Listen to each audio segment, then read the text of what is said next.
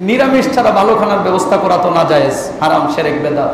না ভাই, পৃথিবীর কোনো দলিলের মধ্যে নাই যে 10 দিন নিরামিষ ছাড়া আর কিছু খাওয়া যাবে না।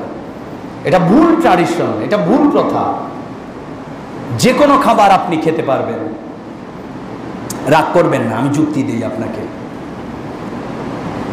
যারা নিরামিষ খায়, যারা খালি পায়ে হাঁটে, যারা মহররমের 10 দিন মাথায় তেল দেয় না, মহররমের 10 দিন গোসল করে না, যদি প্রশ্ন করা হয় ভাই কেন করেন না, আল্লাহ কারবালায় হোসেন শহীদ হয়েছে আর আমি কেমন করে তেল দিই, আমি কেমন করে ভালো খাবার খাই, আমি কেমন করে এটা করি সেটা করি।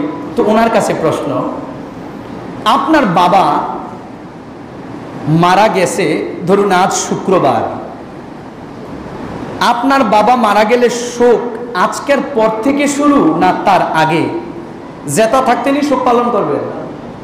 কথা বলেন, জীবিত থাকতে ওফাতের পর, ঠিক না? তো ইমাম হুসাইন শহীদ হয়েছে কয় তারিখ বলুন না? মহররমের 10 তারিখ। এখন যদি এই কাজগুলো তুমি করতে তোমার মন চায়, 10 তারিখের পর থেকে করো। 10 দিন যদি করতে মন চায় 10 তারিখ থেকে 20 তারিখ পর্যন্ত করো। এটা হয় যুক্তিযুক্ত, ঠিক কিনা বলেন? কারণ ইমাম হুসাইন তো শহীদ হয়েছেন 10 তারিখ।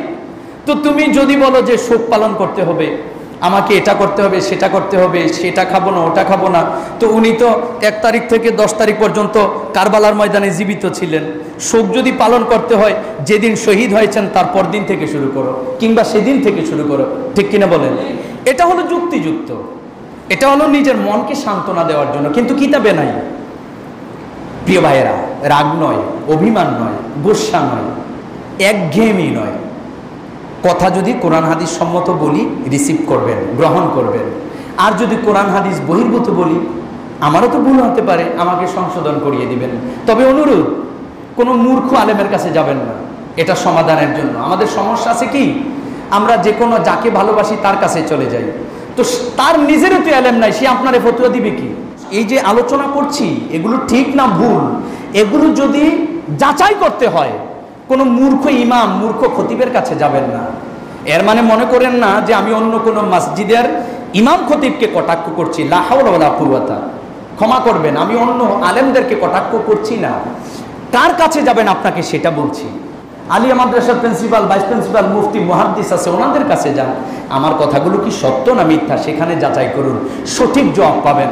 আর আলতু ফালতু হুজুরের কাছে যাবেন, ওই হুজুর আপনাকে খুশি করার জন্য আপনার পক্ষে কথা একটা বলে দিবে, আপনি আমাকে ভুল বুঝবেন।